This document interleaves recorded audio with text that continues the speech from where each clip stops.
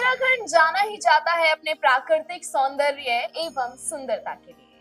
वहाँ की कलकल बहती नदियां, झरने और हरे भरे पहाड़ मानो प्रकृति खुद हमें अपनी ओर बुलाती है।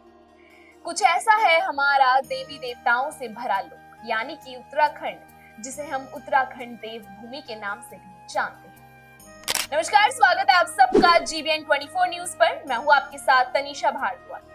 वैसे तो उत्तराखंड में हजारों देवी देवताएं यानी कि अनगिनत देवी देवताओं का वास है और हर देवी देवताओं के पीछे कुछ कहानी भी छिपी है। चाहे हम बात करें केदारनाथ धाम की, चाहे हम बात करें बद्रीनाथ धाम की, या गंगोत्री यमुनोत्री की, या फिर हम बात करें सुरकंडा देवी, ऐसे अनेक धाम हमारे उत्तराखंड में मौजूद है। लेकिन आज मैं एक ऐसे देवता की बात कर रही हूँ जिनके पास आप कोई भी पेंडिंग केस लेके जाएंगे और स्टैम्प पेपर पे लिखकर वो केस की मन्नत मांगेंगे तो आप वो केस जीत जाएंगे। सुनने में आपको थोड़ा हास्यमय लग रहा होगा, लेकिन ये बिल्कुल सच है। जी हाँ, मैं बात कर रही हूँ अल्मोड़ा में स्थित गोलू देवता के मंदिर। ऐसा कहा जाता है कि आप अगर किसी केस में काफी समय से उलझे हुए हैं तो आप एक स्टैम्प पेपर लीजिए। उस स्टैम्प पेपर में आप वो केस लिख दीजिए कि कब से वो केस शुरू हुआ था और क्या क्या उस केस में चल रहा है। अगर आप बिल्कुल सच्चे भक्त हैं और आपने कोई मनमानी नहीं की या आपने कोई गलत काम नहीं किया तो आप वो केस जीत जाएंगे।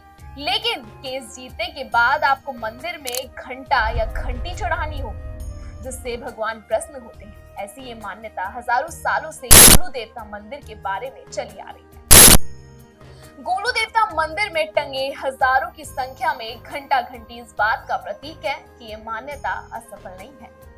वहां पर जब आप जाएंगे आप देखेंगे कि कितने सारे घंटे घंटियां जो कि वहां पर आस्था के लिए टांगे गए हैं। किसी भी इंसान की मन्नत पूरी होती है तो उसके बाद वो वहां जाता है और वहां पर घंटा या घंटी टांग देते हैं। तो कैसा कहा जाता है कि उनकी मान्यता पूरी हो गई है तो इन्होंने भगवान को भेंट किया है। और ऐसे ही वहां पर हजारों की संख्या में घंटा घंटी टांगे हुए हैं।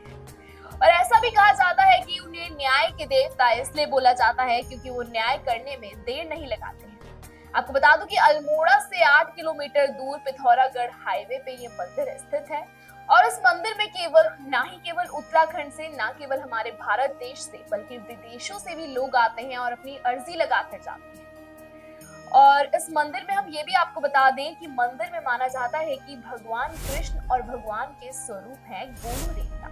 गोलू देवता को जब भी हम पूछते हैं, उनकी बातें अगर हम करते हैं तो ऐसा माना जाता है कि गोलू देवता स्वयं उस रात हमारे सपने में आके हमें कुछ बताते हैं कि ये केस आप ऐसे जीत सकते हैं या इस केस को आप इस तरीके से इस केस को आगे बढ़ा सकते हैं।